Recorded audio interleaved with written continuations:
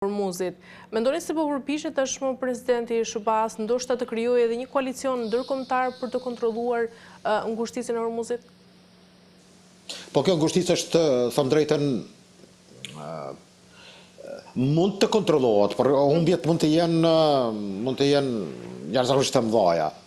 Ka tentativa flitet për dërgimin e 5.000 trupave amerikane, trupave speciale, të cilët duhet të jenë idhëse në cila është baza kur bëhet përpunimi i naftës dhe janë bunkere të tilla të cilat shërbejnë pastaj përmbushjen e tankerëve dhe gjithë ajo naftë dhe gaz që importohet nga Irani, sidomos nga vendet të Azisë së lartë dhe sidomos Kinës, e cila është mund të thënë importuesi më i madh me 5.5 milion barela fuqinë në ditë. Kjo mendoj që e shtyn në një farë mënyrë Trumpin që ta merr këtë iniciativë për të filluar një zbarkim të trupave në tokën iraniane, në Kitishull, e cila që 2-3 ditë ka që qarkullon që me që se kry disa bombardime nga B2-shi apo B1-shi, më duket. Dhe kjo tëra tregon që mund të kem një invazion të tillë të trupave toksore, por kjo pikë është 30 kilometra nga pjesa toksore kontinentale e Iranit, e cila mundet me rrëbeshe të mëdha dhe me arsenalin iranian të goditur dhe këto është ai rreziku që hyrja këtyre trupave në Kitishull, në këtë idhesë është jashtëzakonisht e vështirë, por Trump po tenton të krijojë dhe thirrje bën edhe aleancës NATO-s që të marrë pjesë me anijet e tyre dhe me teknikën e tyre të dalë në ndihmë Amerikës, sipas tij për ta shpëtuar krizën e energjisë. Por shkaktarët në këtë të tërë këtë krizë dihet që janë ma shumë dimensional dhe nuk është në pyetje vetëm një faktor. Por mendoj që ekskluziv Trumpi ka problematikë sa i përket të tërë këtij aksioni apo nisjes së kësaj lufte dhe në një farë mënyrë është problem të gjendet një rrugë për të dalur nga kjo luftë, por rreziqet janë për skenare të cilat mund të jenë fatale për të ardhmen jo vetëm të Iranit, por mendoj edhe të lidhjes së mesme, por edhe më gjëra.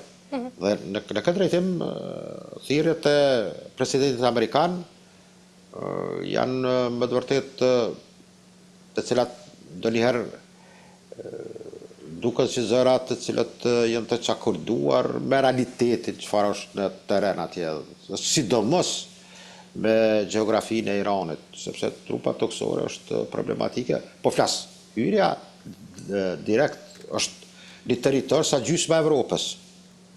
Tash llogarit sa forca nevojiten amerikane për të hyrë. Meqense ky opsion nuk vjen në shprehje, besoj që është vdekje prusë. Mirë, zoti Blali, e mbyllim me të gjithë tentativën pra për të përfshirë në këtë konflikt edhe Turqinë. Çfarë po ndodh realisht? Po sigurisht Turqia ka një pozicion që ka kujdes, nuk do futet në luftë. Këtë më duket e ka treguar edhe retorika e Erdoganit, që ne jemi vëllezër dhe vëllezër është interesi që ta çakordoj lidhjen e mesme ta vënë në flakë Izraelit, sepse nuk mund na fut në luftë me vëllezërit. Ne jemi vëllezër mes vete dhe kjo nuk mund dhe nuk do të ndodhë. Dhe këtu ka qenë, me duket çdo gjë, forcat që kanë dëshiruar të krijojnë kaos në lidhjet e mesme kanë pasur sy Arabinë Saudite dhe Turqinë sidomos për ta futur në konflikt me Iranin.